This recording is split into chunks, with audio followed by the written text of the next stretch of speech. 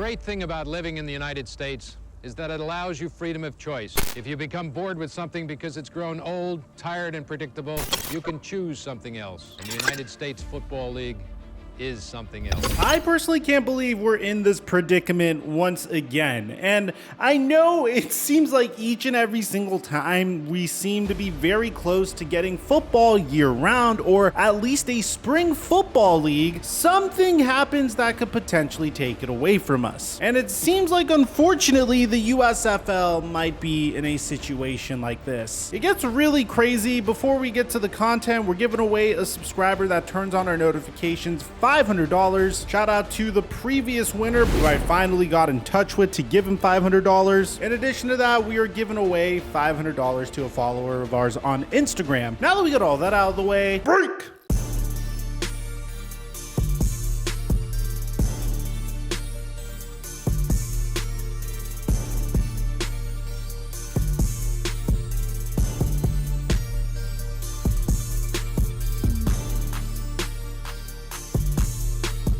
Mic check 1 2 1 2. What's going on, everybody? Guys, if you're new to the whole concept of the USFL, I'll give you a brief idea of what we're getting here. Each and every spring, it seems like there is some group of very ambitious investors that are willing to lose millions and millions of dollars to invest in a startup football league that'll play primarily in the spring. Meaning, this isn't like the old USFL that would poach players like Steve Young and Herschel Walker and had Donald Trump as an owner of one of the teams. This USFL sought out to be more of a developmental league. To give you an idea, I think the most recognizable name in the USFL is none other than Jeff Fisher, who is a head coach. And then, of course, you have coaches like Todd Haley, Kevin Sumlin, who's most famous for coaching Johnny Manziel. But for the most part, this isn't supposed to be a league that is going to knock off the NFL. Rather, this is supposed to be something that scratches the itch of the NFL going away until we get it back again in September.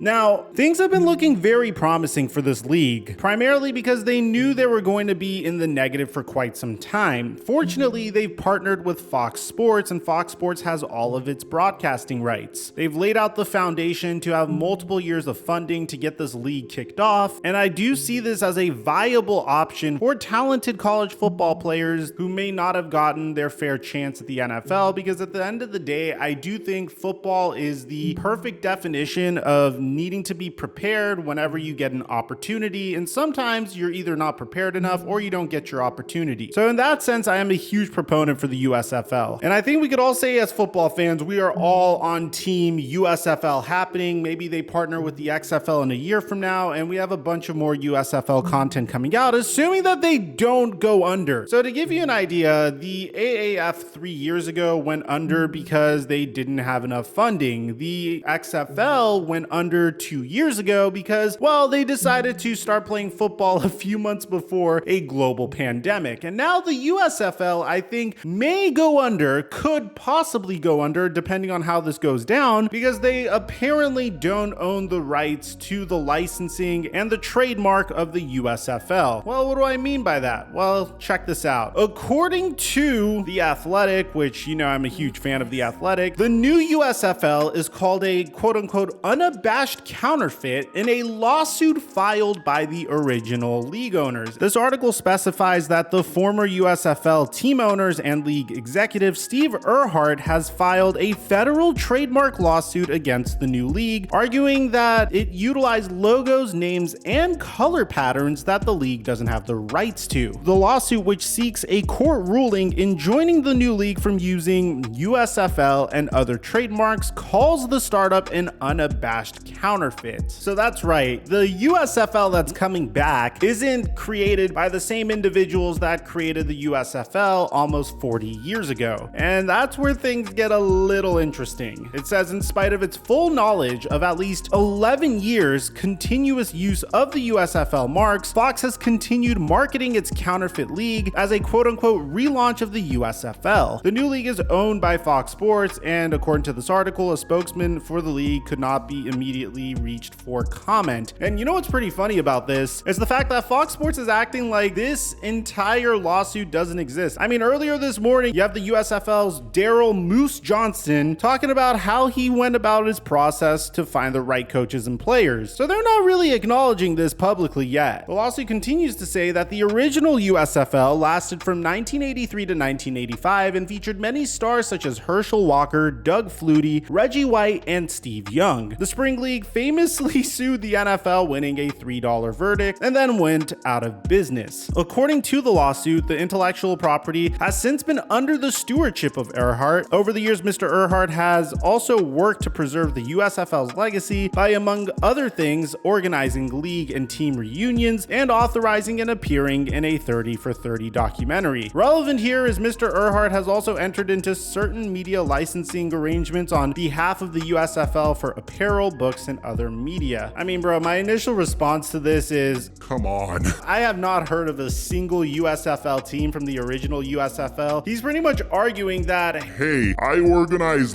league and team reunions with players that clearly moved on with their lives to the NFL or probably went to sell insurance, and I've appeared in a 30 for 30 documentary, so clearly the original USFL still belongs to me. Now, that might be a legitimate argument, but a part of me is like, really, dude? The lawsuit states that in 2011, Earhart inked a USFL licensing deal with American Classics, a wholesaler of licensed entertainment apparel. The lawsuit alleges that the USFL trademark was not defunct, a point sure to be made by Fox when it responds. According to the lawsuit, Fox made that argument last year in a letter to a lawyer for former USFL owners. The lawsuit is filed by the real USFL, an entity the lawsuit describes as created by former owners and executives. It closes out by saying defendants have infringed upon the real USFL IP, among other things, knowingly and willfully adopting a nearly identical league and team marks and logos of an existing and well-known brand, producing and selling fan apparel bearing the infringed USFL marks, intentionally leading consumers to believe that the USFL was returning, and by using the domain name theusfl.com. Here's the one part of the lawsuit that I do agree with, and it's the fact that Fox could have easily started its own league with new teams, but instead chose to take the goodwill and nostalgia of the original league without the permission of the people who actually created it. Fox can't dispute that the real USFL marks are recognizable and valued because they're using them and purposefully confusing its league with the original. Rather than do the right thing, Fox has chosen to try and bully the prior owners into submission, and that's not going to happen. So this is pretty interesting. I really don't know how the behind the scenes part of this went down, because it seems like Fox may not have done its homework, or they didn't even bother reaching out to Earhart to say, hey, can we purchase the IP of the USFL? At the same time, I don't really understand the strategy of going to the name the USFL, because this league has been defunct for about 40 years. I mean, I really doubt there's going to be any individuals that are in their mid-50s right now that are going to say, wow, I watched the USFL when I was a little kid. It's going to be great to watch this league return and pretty much be a developmental league for football. I mean, you saw what the AAF did with their completely separate IP. I think the USFL will generate a similar amount of interest as the AAF did. So I do agree in the sense that it is a little lazy to just use the USFL's IP, because you could have named this almost anything else and I feel like you would have had just as much success. I do think the story of the XFL is a little bit different because the XFL is significantly more recent. So bringing back the XFL and the XFL's IP might be worth something, although not by much, mainly because the XFL has a very unique history. I still think this is a very strange move by Fox. The lawsuit then continues to end by saying, although the new USFL owns the USFL trademark and various team names, including the team names that were abandoned after the 1980s USFL league shut down, the new USFL is not associated or affiliated with that league or its owners. This is a clear money grab by the original owners of the USFL. I honestly can't blame them for trying. Fox probably will settle with them and hopefully we will get the USFL, or maybe the original owners of the USFL are so passionate about trying to preserve the rich history of the USFL that they're going to sue to make sure that the league doesn't kick off. I'm going to keep you guys updated on everything we get on this channel. Make sure you subscribe, turn on our notifications, and drop a like. Aside aside from that, I'm your boy Mike. I'm dropping our mic until our next upload.